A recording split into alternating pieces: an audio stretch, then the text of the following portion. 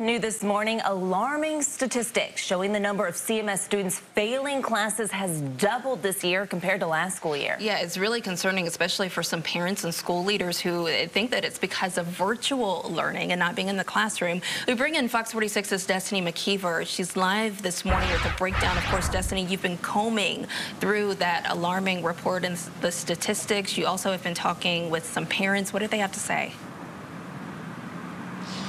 Yeah, Morgan, I've been looking over those statistics since yesterday, and I did speak with some parents as well as CMS board members. The one thing that they both can agree on is that grades have dropped drastically since the start of the pandemic. Okay. Here are the stats. 14% of students in CMS schools were failing at least one course at the start of the school year. That's twice the amount last year before the pandemic. Why? CMS quotes the reasons are missing assignments and low course performance. Many of our students are thriving right now, but many unfortunately aren't. School board members have had emergency meetings to decide whether or not in-person learning would be best right now. So far, they're sticking to virtual due to threats of community spread of COVID-19. Very high stakes are on the line. Lives are at risk for our children and also our staff and our contribution to community spread and academics and so many things that we have to be cognizant of.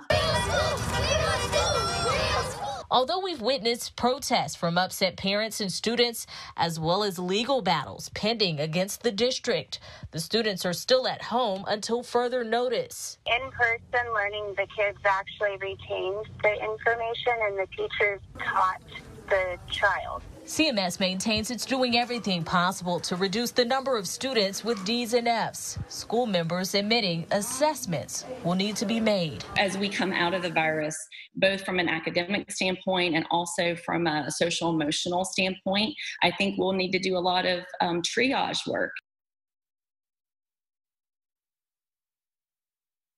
The steps CMS is taking for students, they are redefining the use of time, so relooping and reteaching lessons as needed. They're also adjusting grade scales, so if work was attempted by the student, they will at least get a 50% on the assignment. They're also finding different ways to communicate with families, so message alerts with grades and counselor contacts for families.